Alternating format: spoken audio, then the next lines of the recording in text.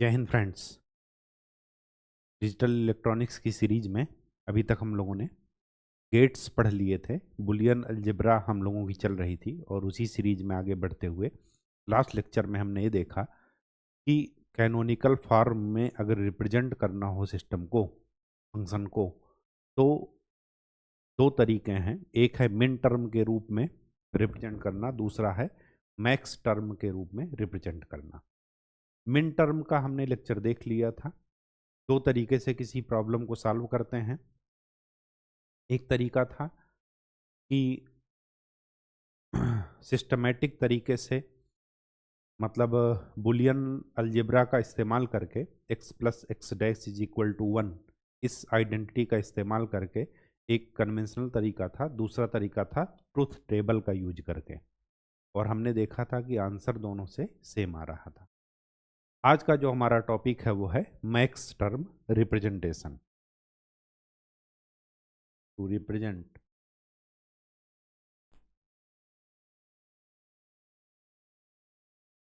Any logical function into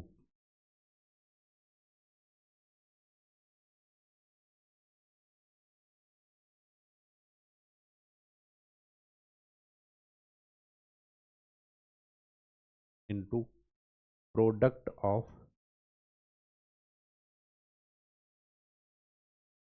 some, या इसी को बोलते हैं मैक्स टर्म। मिन टर्म और मैक्स टर्म दो तरीके। ठीक है, एक एग्जाम्पल लेते हैं। एक एग्जाम्पल मैं देख लेता हूँ। एग्जाम्पल से चीज़ें आपको अच्छे से समझ में आएंगी।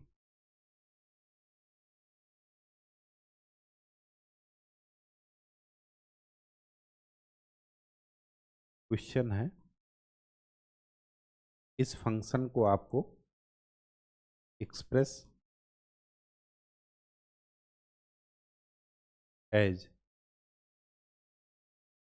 Max terms, express in max terms, ये आपका क्वेश्चन है। जैसे मिन टर्म को दो तरीके से सॉल्व किए थे, ठीक वैसे ही मैक्स टर्म को दो तरीके से सॉल्व करना है। किसी भी फंक्शन को आपको जो अच्छा लगे वो कीजिएगा, बस तरीका जान लीजिए, क्योंकि अगर आप तरीका जान गए हैं तो चीज़ें आपके लिए आसान हो जाए। अगर यही मिन टर्म के रूप में इसको रिप्रेजेंट करना होता तो हम क्या करते? यहाँ पर भी पहले देखना है कि हर एक पर टर्म में ईच वेरिएबल है या नहीं। यहाँ पर एक्स वाई है, जेड नहीं है। यहाँ पर क्या है? एक्स और जेड है, वाई नहीं है। तो हम अगर मिन टर्म में होता तो मैं इसको क्या करता? इनटू लिखता जेड प्लस जेड डैश, और इसको लिखता वाई प्लस वाई डैश, और ओपन कर देता। जो कॉमन टर्म थे उनको एक बार लिखता, बस यही करता। अगर इसी को मैक्स टर्म में लिखना हो तो क्या करते हैं? पहले स्टेप सुन लीजिए। फर्स्ट स्टेप, फर्स्ट स्टेप में क्या करना है? डिस्ट्रीब्यूटिव लॉ लगाना है। डिस्ट्रीब्यूटिव डिस्ट्रीब्यूटिव लॉ क्या कहता है कि अगर एक्स वाई प्लस जेड लिखा है तो इसको आप लिख सकते हैं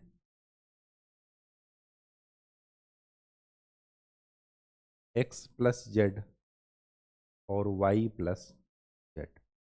इस तरीके से आप लिख सकते हैं। ठीक वैसे ही सबसे पहले काम, पहला स्टेप क्या करना है? जब भी मैक्स टर्म में रिप्रेजेंट करना हो, सबसे पहला काम है डिस्ट्रीब्यूटिव लॉ लगा देना। डिस्ट्रीब्यूटिव लॉ लगाने के बाद सेकेंड स्टेप में क्या करना है? ये डिस्ट्रीब्यूटिव लॉ का एग्जाम्पल मैंने दिया है। सेकेंड स्टेप में क्या करना है?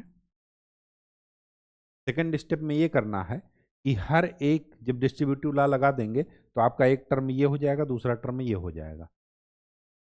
क्योंकि यहाँ पर प्रोडक्ट ऑफ सम है, सम का प्रोडक्ट है, तो एक टर्म का ये हो जाएगा, दूसरा टर्म ये हो जाएगा। तो इसमें देखिए, इसमें कौन सा टर्म नहीं है, कौन सा वेरिएबल नहीं है? वो वेरिएबल है वाई।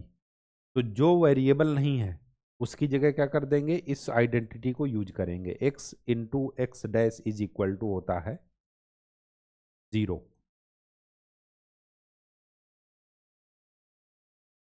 तो अगर मैं यहाँ पर 0 ऐड कर दूं तो कोई फर्क नहीं पड़ेगा। जीरो का और करना, जीरो के साथ और करना, प्लस का मतलब क्या है, और करना, इनटू का मतलब क्या करना है, एंड करना है। अब यहाँ पर हम एडिशन और सब्ट्रैक्शन या मल्टीप्लिकेशन नहीं देख रहे हैं, एंड और की बात करेंगे। ठीक है, तो इस आइडेंटिटी का इस्तेमाल करना है हर एक टर्म में वेरिएबल्स को ऐड करने के लिए, और फिर से डिस्ट्रीब्यूटिव लॉ लगा देना है, ताकि हर एक टर्म में तीनों वेरिएबल या चारों वेरिएबल या जितने भी वेरिएबल का फंक्शन हो उतने वेरिएबल होने चाहिए। यहाँ पर क्या है, तीन वेरिएबल है एक्स वाई और जेड, तो हर एक टर्म में तीनों वेरिएबल होने चाहिए।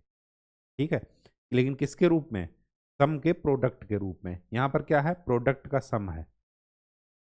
ठीक है, सोप और पॉस दोनों बताए थे आपको। ठीक है, तो सोप हमने देख लिया था, आज हम पॉस देख रहे हैं, प्रोडक्ट ऑफ सम। तो चलिए, हमारा ये फंक्शन है x y plus x dash z. Question पर आते हैं। ये आपका फंक्शन है। सबसे पहला काम क्या करना है, यहाँ पर डिस्ट्रीब्यूटिव लॉ लगा देना है। तो मैं इसी को फंक्शन को क्या लिख दूंगा, x y plus x dash और x y plus z. Distributive law लगा दिए, फिर दोबारा से अभी भी डिस्ट्रीब्यूटिव लॉ लगेगा, तो फिर से लगाइए। इसको आप क्या लिखेंगे, x plus x dash, y plus x dash, x plus z और y plus z. X plus x dash की वैल्यू क्या बन जाएगी, 1।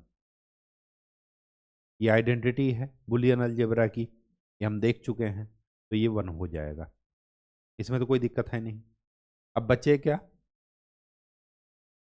बच गए x dash plus y, x plus z और वाई प्लस, ये बच गए। अब यहां पर देखिए, हर एक टर्म में सम का प्रोडक्ट है, ये सम है, फिर product, some product some product, लेकिन हर एक टर्म में तीनों वेरिएबल नहीं है। यहाँ पर एक्स और वाई है, जेड नहीं है। यहाँ पर एक्स और जेड है, वाई नहीं है। यहाँ पर वाई और जेड है, एक्स नहीं। तो वेरिएबल लाने के लिए क्या करेंगे, जो वेरिएबल नहीं है उसको यहाँ पर उसका और उसका कॉम्प्लीमेंट के साथ क्या कर देंगे, यहाँ पर और कर देंगे। जैसे एक्स डैश प्लस वाई, यहाँ पर जेड नहीं है तो मैं लिख दूंगा जेड जेड डैश। क्यों, क्योंकि एक्स इंटू एक्स डैश की वैल्यू क्या होती है, 0। ठीक है, बुलियन आइडेंटिटी क्या है, एक्स और एक्स डैश का एंड वो क्या बन जाएगा, 0 बन जाएगा। इसी तरह यहाँ पर ऐड करेंगे, क्या हो जाएगा, x plus z plus y y dash. यहाँ पर y plus z plus x dash. जैसे ही आया क्या कर दीजिए, फिर से डिस्ट्रीब्यूटिव लॉ लगा दीजिए। क्या करूंगा मैं, इसको लिखूंगा ऐसे, x dash plus y plus z, फिर x dash plus y plus z dash. इसको मैं क्या लिखूंगा, x plus z plus y, फिर क्या लिखूंगा, x plus z plus y dash. इसको क्या लिखूंगा, y plus z plus x, फिर क्या लिखूंगा, y plus z plus x dash. बस हो गया, सम का प्रोडक्ट है ना, ये सम है, उसका प्रोडक्ट दूसरे के साथ, फिर दूसरा क्या है, सम है उसका प्रोडक्ट। अब देखिए, हर एक टर्म में, ये एक टर्म है, हर एक टर्म में तीनों वेरिएबल हैं। इसका मतलब कि हमारा आंसर कैनोनिकल फॉर्म में है। अब क्या करना है, जो रिपीट हो रहा है उसको एक बार लिखना है, अदरवाइज सबको लिख लीजिए। X plus y plus z I think repeat कर रहा है, एक ये है, एक ये है। उसके बाद कौन सा रिपीट कर रहा है, x dash plus y plus z, ये रिपीट कर रहे हैं, ये और ये, इनको एक बार लिखेंगे। ये रिपीट कर रहे थे, इनको एक बार लिख लिया। बचे क्या अब, x dash plus y plus z dash, x plus y dash plus z. ठीक है, अब ध्यान से देखिए, अगर ये मिन टर्म होता, फिर से सुनिए, अगर ये मिन टर्म होता तो x की जगह 1 लिखा जाता, तो x डैश की जगह क्या लिखा जाता, 0। ये कब लिखा जाता, जब मिन टर्म होता। हम किस में पढ़ रहे हैं, मैक्स टर्म में। तो मैक्स टर्म में क्या करना है कि x की जगह 0 रख देना है और डैश की जगह 1 लिख देना है। ये मैक्स टर्म में लिखते हैं, जस्ट उसका रिवर्स। ठीक है, तो ये क्या हो जाएगा, 0 0 0, तीनों 0 बन गए। ये क्या है, 1 0 0, ये क्या है, 1 0 1, ये क्या है, 0 1 0। तो 3 वेरिएबल हैं, तो 0 से लेकर के 7 डिजिट तक के नंबर आएंगे। तो यहाँ पर ये क्या हो जाएगा, 0, ये क्या हो जाएगा 4, ये क्या हो जाएगा 5, और ये क्या हो जाएगा 2। तो मैं इस फंक्शन f को क्या लिख सकता हूँ,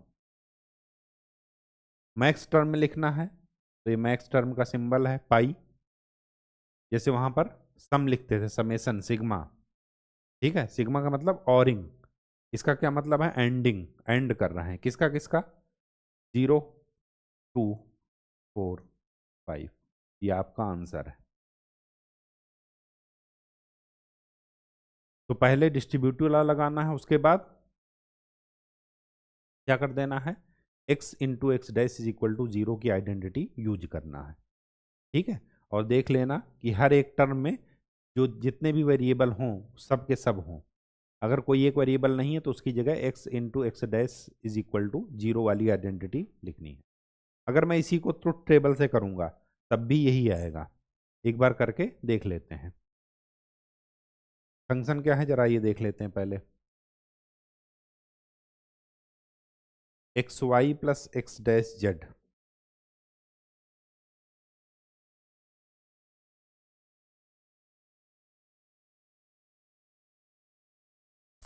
ये फंक्शन है। चलिए मैं इसको express as a express in max terms, max term के रूप में एक्सप्रेस करना है। वही चीज ट्रुथ टेबल बनाइए, एक्स वाई जेड 0 0 0 1 2 3 4 5 6 7। ठीक, जरा यहाँ पर f की वैल्यू लिखते हैं। f क्या है, x y plus x dash z. X y का एंड करेंगे 0 0 का एंड करेंगे 0 आएगा। X dash z, x dash का मतलब 0 का 1 हो जाएगा, 1 का 0 के साथ एंड करेंगे 0 आएगा। तो 0 और 0 का और करेंगे क्या आ जाएगा, 0। देखिए प्लस का मतलब क्या समझिएगा, और इनटू का मतलब क्या समझिएगा, एंड। ठीक है, तो ये आ गया 0। यहाँ पर देखिए, यहाँ पर अगर करते हैं तो एक्स वाई 0, एक्स बार जेड, तो वो एक्स डैश जेड क्या बन जाएगा, 1। यहाँ पर देखिए x y 0, x dash z 0, x y 1 और 0 का एंड 0, और एक्स डैश जेड 1 1 का एंड 1, और 1 और 0 का और 1। इसी तरह एक्स वाई ये तो 0 बन गया, और एक्स बार एक्स डैश जेड ये भी बन गया 0। ठीक, यहाँ पर देखिए 1 0 1, 1 0 का एंड 0, और 0 और 1 का एंड ये भी 0 0, 1 1 का एंड 1, 1 का किसी के साथ भी आर लेंगे 1 ही आएगा। 1 1 का एंड 1, 1 का किसी के साथ भी और लेंगे 1 आएगा। अब वहां पर मिन टर्म में क्या दिखते देखते थे, जिसके आउटपुट में 1 आया। मैक्स टर्म में क्या देखेंगे, जिसके आउटपुट में 0 आया। तो 0 कहाँ कहाँ आया, एक तो 0 पर आया, 2, 4, 5। तो एफ की वैल्यू क्या हो गई, एंडिंग ऑफ 0, 2, 4, 5। देखिए आपका लास्ट में ही आंसर आया होगा। यहाँ पर भी देख लेते हैं, 0, 2, 4। कहानी समझ में आ गई, ठीक है। चलिए अब देखते हैं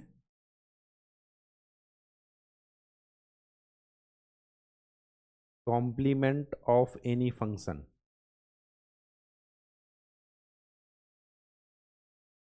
बहुत ही सिंपल है। सपोज कोई फंक्शन दिया है, सपोज कोई फंक्शन दिया है, इसका मतलब क्या है, और मतलब सम ऑफ प्रोडक्ट 0, 1, 3, 4 ये दिया है, ठीक। दूसरी बात, यहां पर एफ के पास ये जरूर लिखा रहेगा कितने वेरिएबल हैं, ए बी सी ऐसे लिखा रहेगा। हो सकता है डी भी रहे, 4 वेरिएबल हो, ठीक है। अगर 4 वेरिएबल हैं तो 2 की पावर 4 मतलब 0 से लेकर के 15 डिजिट तक के नंबर यहाँ पर आएंगे। अगर 3 वेरिएबल हैं तो 2 की पावर 3 मतलब 0 से लेकर के 7 तक के नंबर यहाँ पर लिखे मिलेंगे।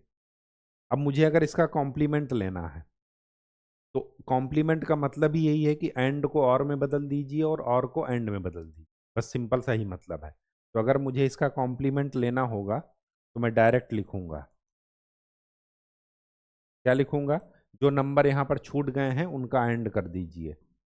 तो 3 वेरिएबल हैं तो 0 से 7 तक नंबर यहाँ पर आएंगे, जो छूट गए हैं वो लिख दीजिए, 2, 3, 4, 5, 6, 7। ये इसका कॉम्प्लीमेंट हो जाएगा। आपको कुछ भी करने की जरूरत नहीं है। कहानी समझ में आ गई, ठीक है। तो अगर आपको एंड और मतलब कैनोनिकल फॉर्म में प्रोडक्ट ऑफ सम और सम ऑफ प्रोडक्ट लिखने आ गया है तो चीज़ें आपके लिए आगे आसान हो जाए, ठीक है।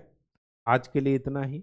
नेक्स्ट लेक्चर में हम लोग के मैप पढ़ेंगे, कार्नो मैप, और हम देखेंगे कि फंक्शन को सॉल्व करने का पिक्चोरियल रिप्रेजेंटेशन क्या होता है। अभी तक हम क्या देखे, इक्वेशन को कैसे सॉल्व करके पहुंचते हैं, ट्रुथ टेबल को कैसे सॉल्व करके पहुंचते हैं ट्रुथ टेबल से, और अब हम देखेंगे किसी भी फंक्शन को सॉल्व करने का तीसरा तरीका, जिसको आप बोलते हैं के मैप या कार्नो मैप, ठीक है। वो नेक्स्ट लेक्चर में बताएंगे। तब तक के लिए खूब अच्छे से पढ़ाई कीजिए, प्रीवियस ईयर क्वेश्चन सॉल्व करते रहिए। धन्यवाद।